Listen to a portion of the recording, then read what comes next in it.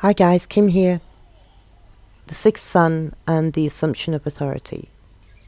I know from experience that when one assumes the authoritative position, people follow. Mostly because they themselves do not know what to do. So if there is someone in the room that stands up and can carry it, the rest will follow. The reason that I'm mentioning this is because I have a feeling that this authority may become necessary in the near future.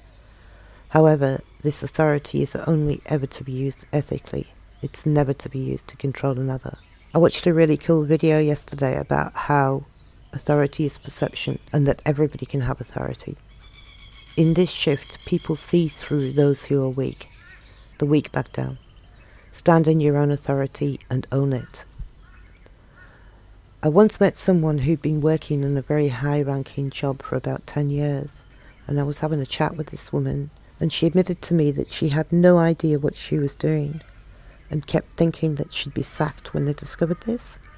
She said that everybody else around her assumed that she knew what she was doing, and she just went along and agreed with their decisions, but knew nothing about the subject herself. She had authority, a great deal of presence, and listened very efficiently, nodding and agreeing at the right moments, and asking people for further clarification where she deemed it necessary. But all the same, she did this job for 10 years without knowing how to do it. She said she just flew by the seat of her pants. For those of you that have children, this is the same authority you use around kids, not by shouting or threatening, just a voice of a command, so they stand and listen.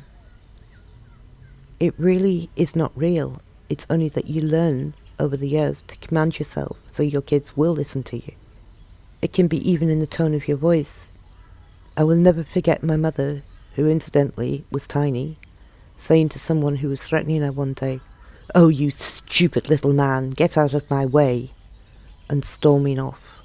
I once had a situation where I finished work at 2 a.m. and I stopped to buy fuel opposite a nightclub that was closing. And by the time my fuel tank was full, there was a gangland fight happening between me and paying for my fuel. I was tired, I just wanted to go home, so I assumed the stance of authority and intolerance and told the fighting Hughes that they were in my way, stand aside so I can pay for my fuel. They parted like a sea. I wish I had a video of it. It's really rather funny. Then as I looked in my rearview mirror as I drove out, they'd resumed the fight. I reflected upon that power later and could only assume that it was an energy of the power of a parent that I'd used. There is a difference between being assertive and being aggressive. I was just assertive in this instance, not aggressive. Anyway, I'm going to link a video below. It's called Tori Says, the 9th of July, and the clip's 9 minutes in, and he talks about the 4 steps of authority in this video. I agree with him. I've held positions of authority in my life, and all of these steps were essential, although in my case I was wearing a uniform, so step 1 and 2 were not as necessary in most cases. Only they became essential in emergency situations where people were behaving like idiots and panicking and not thinking. Then it might be pertinent to up the ante.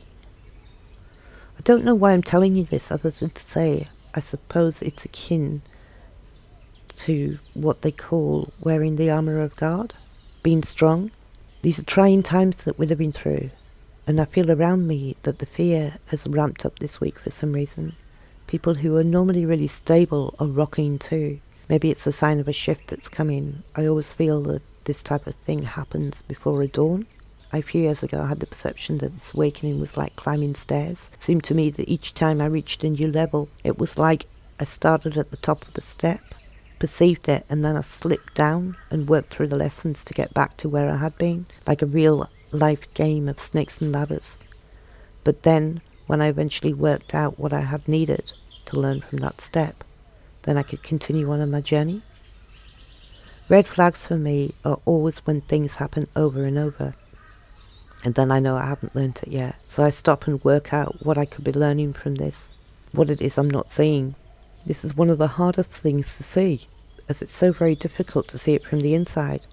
But I'll ask you all to reflect upon recent challenges in your life and see if you can see any repeat in the pattern of the personal challenge. We have this tendency to get in our own way, trying to solve problems in an old-fashioned way, taking actions and thinking of processes to resolve these issues, rather than just allowing things to happen.